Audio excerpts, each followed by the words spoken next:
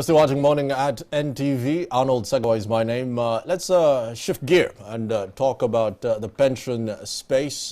More importantly, just a few weeks ago, there's a politician who came up with the premise that maybe it makes more sense for the pension sector, that's of course predominantly NSSF in the Ugandan market, to avail some of the pension for working Ugandans in the formal sector. Even 20% was his premise and his notion at this particular time where COVID-19 is ravaging and running riot in the global economy. Now, this comes at a time where it's very clear that we might need to access some of our savings, but is it the time for us to actually put so much pressure on pension schemes? Now, to help us unpack this particular conversation and everything about pensions and what you need to do in that particular space, we have the CEO of URBRA, that's Uber, Mr. Martin Nsubuga, to just walk us through some of the technicalities and pension conversations. Mr. Nsubuga, many thanks for making time to speak to us. Most welcome. Let's start it off with that particular premise that was put forth. When you have such unprecedented times, such as COVID-19 ravaging the entire global space and global economies, did this particular politician have a foundation to make such a notion to say, you know what, maybe it's time for us to access close to 20% of our pension, given the fact that maybe we're not yet at the age, but I mean, COVID-19 is here? Well, good morning, viewers, and thank you, NTV, for inviting me. Normally, situations like this demand for different options, so you can hear all sorts of proposals.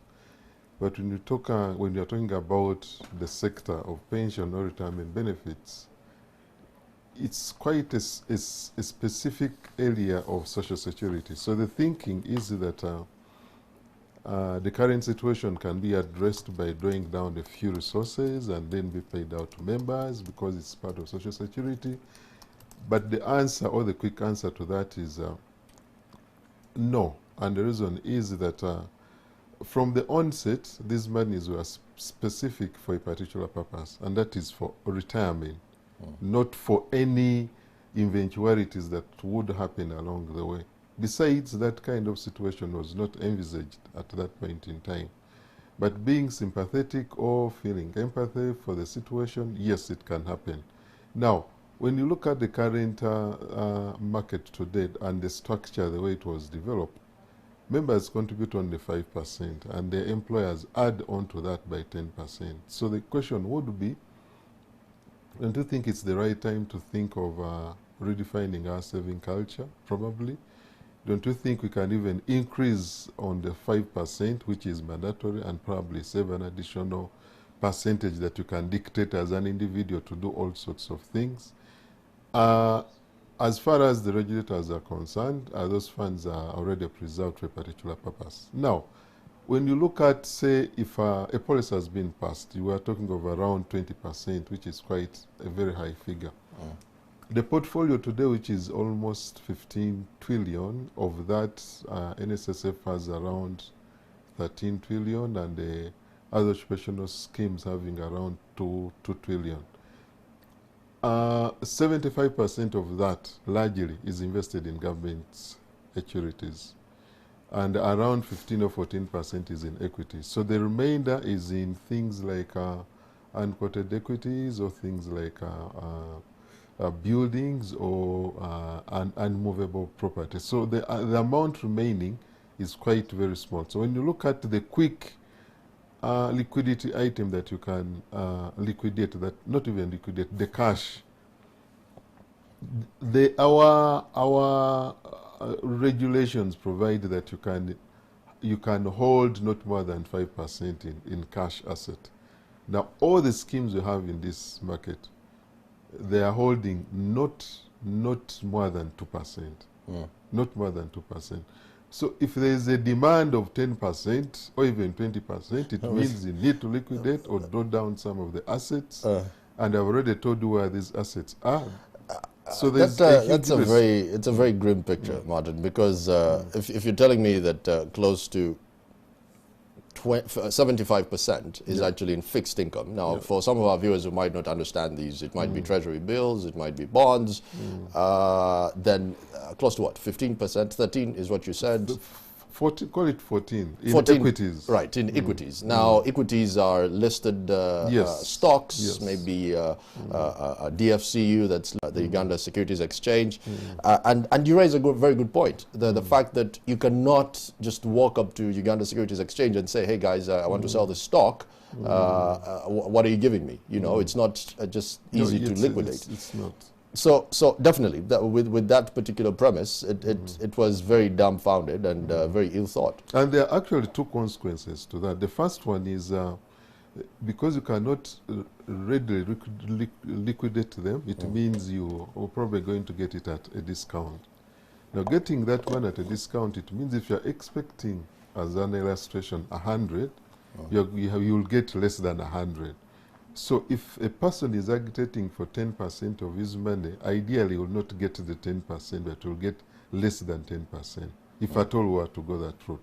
The other consequence is that these monies are invested in government securities. It means there's now a call on government. If the secondary market does not respond quickly, then it will mean that there has to be available liquidity. Where is it going to come from? Quickly, overnight. So there are several economic consequences that need to be addressed. But of course, it looks very good for a politician to front some of these ideas at a time when someone might not read into many of these. But let's move on and go back to at least the policy side. As early as 2011. Now, 2011 feels like just yesterday, but this is what, 9 years ago. The Uganda Retirement Benefit Regulatory Authority, which is where you are, the act was enacted, and this was really kind of a milestone. But the pertinent point here is the act is there to maybe talk about, to set the foundation for us liberalizing the pension space. And having private players come in, you know, something that we've seen in many emerging markets, some frontier markets taking this particular route. And the reason why I bring this up is maybe NSSF is sitting so pretty and very comfortably. And wouldn't it be time for this particular bill to stop collecting dust in front of the parliamentarians and liberalize the pension space? Well, we as regulators, from the onset of the reform process, that is from 2003, at least I've been privy to this. The idea was that let us open it up immediately. But then the debate was, let's phase it. Let's first have the regulator in place, and then we can go into and have the sector being open. But along the way, the politicians thought it otherwise. I think the minister had structured the bill for sure to open up the sector and then include other players onto this market. Fortunately, the current amendments, the NSSF bill, tend to bring up a few issues that were in the liberalization bill. But besides that, of course, you cannot say that NSSF will bring the things that will attract other, say, competitors to them in their bill, probably not. But yes, the idea is very fundamental. But the thinking was that let us first put the structures in place. Let us first put a few building blocks into this market. That's when we started having, one, the regulator is around. Two, we have professional players into this market that can support this liberalization. I can attest that yes, now we can have professional fund managers. We've licensed, I think, around 8 fund managers today. Now, if we had opened it up and we need professional custodians, the regulator together with the Bank of Uganda have now licensed 5 custodians in this market. So is the ground now fertile for the other players to come in to provide some enhancement into this sector? I would say yes. And can we say that has it been tested? We can say Yes, there are two fundamental things that we can affirm that it has been tested. One, there are now, we have 68 licensed schemes in this market. 67 of them are occupational schemes. Occupational here are employee-based schemes, but we've gone ahead to attract umbrella schemes in this market, which kind of respond to those employers who are not able to have a standalone scheme on their own, but they've decided to work under an umbrella. And we have around 9 umbrella schemes. 9 umbrella schemes who are serving 135 employers to date. So the foundation has been created, and we can say that yes, along the way, whereas we've not yet got to the liberalization that we're talking about as early as now, the fundamentals and the foundation has been created. And I think we can have a stepping stone to the next level. You've set such an eye-opening foundation, because if I am looking into this, before we had this chat, I'm just thinking about it in the terms of liberalize, yes. Open up, you know. And the way you've approached this is very systematic. You need to have a regulator. You need to have all these things. It just doesn't happen overnight. And I like that. I like that. The reason why I bring that up is you've mentioned the likes of investment fund managers, right? Yes. Fund managers. Though, is our market too small at this particular point? Because we're seeing the likes of Stanlib closing shop.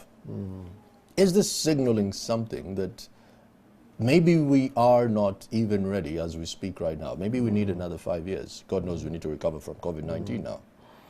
Well, I wouldn't think so, because we've already licensed 2 new fund managers. So if the away from the Dan Blairs and we've had Xenon of recent. We've had Alpha.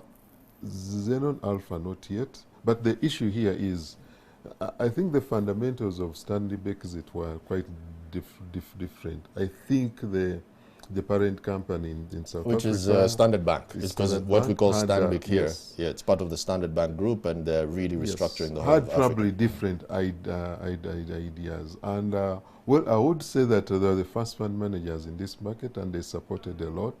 And most of the provisions I have in our act and regulation, they contributed to them, and we really appreciate that. But I cannot say that their exit from this market is because there's limited space. I don't think so. There's quite enormous in this market. Right. If we're to move on, there's a lot of possibility that some employers may fail to actually get their monthly contributions. It's very clear that the pandemic is here, and businesses are really struggling. Just the other day, just last week, the Trade Minister, Amelia Chambade, making it very clear that close to 4,200 companies might have to actually close shop. Now, how can these particular employers, who are already distressed and are facing so much down risk, how can they be helped in such circumstances? I'm thinking here for the employees. Well, I would like to avoid the employees and speak more about the employers. And the reason is that the employers basically determine whether there will be a going concern of the schemes and the employees. But the idea here is that first of all, there's no money that we can say we are going to give them to sustain this process during this period around. But we have come up with 3 levels of interventions, and NSSF has implemented the first level. Now, the first level of intervention is all these 3 interventions I'm going to talk about are informed by the contributions that are being made into these schemes by the employer and the employee. Now, the first entry level is where the employers are having serious challenges, and they envisage that now they need some waiver of some sort. Not really necessarily a waiver of some sort, but rather a postponement or a deferment of making contributions. And we are saying, yes, you can go ahead as long as you can provide a notice to the members and also clearly state when this will end and then provide the resources after. NSSF has given amnesty for 90 days, and after the 90 days, you have to make good the contribution that you're supposed to have made. But what do you mean by make good? Make good here is that they are not saying that we are going to cancel contribution or waive, no, but rather they are postponing, deferring the contributions. This period round, you are not in position to make good the contributions, but after a certain period of time, which you have to define, you have to make good those contributions. And that's the waiver NSSF has given. It's not even a waiver, it's an amnesty. And the way they've defined it, let me first explain this very well. And the way they've handled it, they've actually focused it on the employer, only employer's contribution, the 10%. But the other two levels, considerations that are affecting the voluntary schemes. And the first point is that... But Martin, before you continue to the two, which I'm sure you're going to get into, just expound more on that. If I am an employer, we are facing a lockdown, there are no cash flows, I have no bottom line, I have no top line, how can I make good in the foreseeable future? Yet these 90 days, I was not registering any cash flows. The question I would put to you is, which would go into the third consideration. Are you paying a salary to your staff? Do you still have your staff with you? Are you paying them? At that time, I think I would be. Because if you still have your staff with you, that means you are paying them. Okay?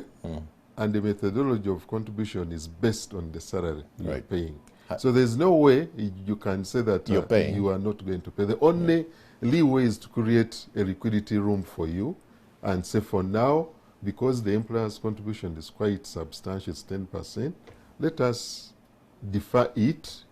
When the situation normalizes, honor it and pay it. What if you're paying on a wage kind of basis? As long as it is a monthly emolument of some sort, it also attracts something. However, this brings me into the third consideration. I'll go back to the second consideration later. In the situation where you are not paying a salary, okay? There are several employers in this market who have arrangements with their employers saying, you know what, guys, we are closed, so I cannot employ you in this market. However, I will preserve your jobs. Once the situation normalizes, you'll come back and work. So the principle has been impaired at this point in time. No salary is available, and therefore you cannot come up and say, can you pay contributions? Because you are not paying a salary. I see that. And that can be defined a period of, say, 2 months or 3 months, or whatever period in time you've stated. Because as long as you are not paying a salary to your staff, they are not there. Then you cannot come up and demand and say, can you pay contributions? The salaries were not there. Now the second consideration that I'd missed is where it's a special one for some occupational schemes in this market, which have a provision in their trust deeds, which provide that where an employer is not able to make contributions, they will issue a notice to the members of that scheme and tell them, guys, for this period in time, as the sponsor to your scheme, this is the occupational scheme, not the mandatory scheme. As a sponsor to your scheme, we are not able to make contributions to this scheme. And they will specify for how long. And because it's provided in their trust deed, which is the documentation that is used to run this scheme, that is also acceptable because they are working within the provisions of their law. What they need to do is to notify the regulator. I think I might need some enlightenment because arguably your biggest, I would say, contribution to the market when it comes to this particular space is involving, very broadly, involving the informal sector. Now, it's very easy for you and I to have this conversation, but close to what, 70% of our market, 65 is informal sector. Now, you have done such a stellar job in having umbrella schemes and, you know, informal cooperatives, and all these guys are being included in these schemes, and I have to commend you for that. Does that kind of sum up what you're explaining in the third? No. The things I've explained are applicable to mandatory schemes, that is NSSF and parliamentary scheme, and the second one, the voluntary scheme, which we call occupational schemes, because they are established by a unique arrangement. An occupational scheme, it is only limited to the employees of that entity and that kind of arrangement. Now, for the informal arrangements, informal sector schemes, again, the principles would apply. The second and the third principles would apply, because if you have an informal scheme, and it is, we've registered 2 informal schemes, but we also have umbrella schemes which attract individuals. Okay, now if you've not been paying a salary into that scheme, or if you've not been making contribution into that arrangement, then it means, first and foremost, because of the informality bit of it, contributions are again Constrained in a way. in form of they are voluntary contributions. Now, if I'm in the informal sector, I'll make contributions when I have the money. If I don't have the money, I'll not make the contribution. And that is the flexibility under such arrangement. So the provisions I've mentioned about may not necessarily apply to the informal sector or to the informal schemes, because the flexibility or the informality that they really have. Because contributions are determined by you. You determine how much you are going to pay. You determine how frequent you are going to pay. If you have money today, you put in. If you don't have money today, you don't have anything to put in. Let's put some numbers into the conversation. Close to 950 organizations are seeking NSSF amnesty. This might be in figurative terms, in currency terms, it might be close to 13.9 billion. This is quite staggering. With all the headwinds that we are facing, you're doing on your end, you're trying to, in a way, keep the juice going, you know, keep the fire going with the 3 arrangements that you've mentioned just before. With this many organizations in distress, do you have a particular timeline? Do you have an idea when things might normalize? That's a difficult one. Nobody can predict when this situation is going to normalize. But we anticipate that probably the going concern may not be largely affected in the short term. In the long term, probably yes, but we cannot predict how long it's going to take. And that gives the situation why the current amnesty that has been implemented by NSSF, and even those who are proposing some measures from our side, is not more than 3 months. Yeah. That's what we look at. If it goes beyond that, definitely we need to vary that. We need to change that. But as far as we see, we think it shouldn't go. No, I cannot predict that. But we are looking at, because you cannot make a long-term measure in such situation, but you need to have a short-term one, which you can amend along the way if things don't happen the way you had planned. Now, this might be me asking the wrong person, but with the NSSF's 11% interest rate declared for 2018-2019, were you impressed by the figures? 11%, first and foremost in this market, any interest rate, any real return that is declared is good for the market, because it means you're adding value to the money that members have. But we've been used to the north of 15% that NSSF the first principle was here is that, are you paying over and above the inflation rate, such that people are getting value for their money? You are maintaining the value. That's the first fundamental. Then the second one, you can look at 11, 15, or whatever. because this money is invested in fundamentals that are known, equities and government securities. It is not invested in things that we don't know. We know the market very well. Now, we know what happened in that year. The equities market didn't do well. Kenya was shattered. It's actually the first quarter of this year. Again, they've not done very well. And that's the risk we have in this market, that the Kenyan market didn't do very well.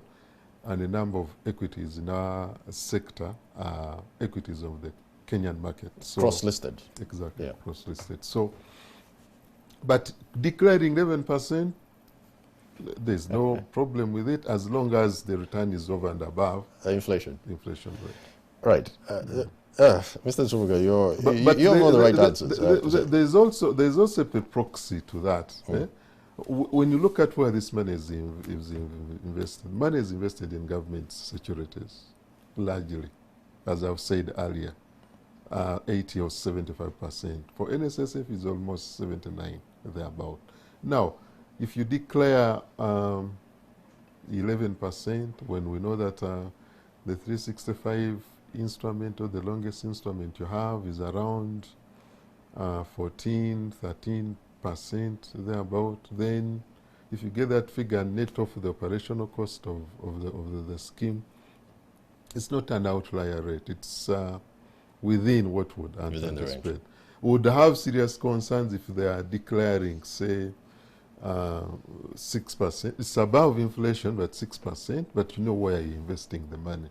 That gives us another fundamental thing: efficiency, the operation costs, resources, operation. Then we look into that. But if you're looking at operational costs of less than 1.5%, 2%, we can say we are monitoring, we are watching it. The rates are not an outlier. A debate that we've heard time and time again is around the constraint that pension schemes, same as in Kenya, East Africa community-wide, the fact that investment, when it comes to many of these pensions, almost all of them actually, in East Africa, has to be drawn in the region.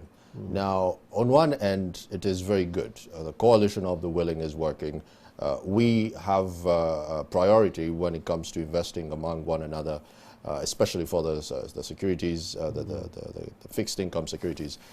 But doesn't that limit the rate of return, given the fact that you could run off to Malaysia and invest in some equities over there and get north of 20%.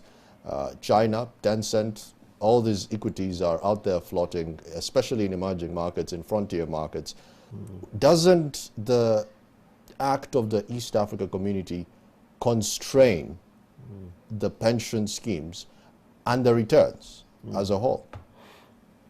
Well, the Act, the UBRA Act constrains or limits where we have to invest this, where you invest this money. It's supposed to be in the East African region. Of course, there has been an agitation to open up this limit, to have investments beyond the East African region. Yes. Kenya's done that. So regionally, there's no harmonized position as far as investment are concerned. For Uganda, because we are starters, we've closed it to the East African region. Kenya, who are probably their sector is 9 or 10 years old, they started like us. They've now opened it up. But even what they've opened up, overseas investment or overseas beyond the East African region, I don't think it's more than 5%. Now, the idea is that even if you wanted to go beyond and invest, do we have measures to share information or to get more understanding? How do we minimize the risk exposure of members' funds to assets or investments beyond the region?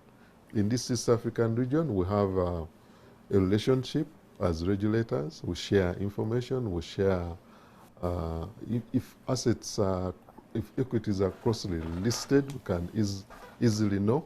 But of course, we can argue that the fund managers can have, they do their due diligence and do all those fact-finding and then invest.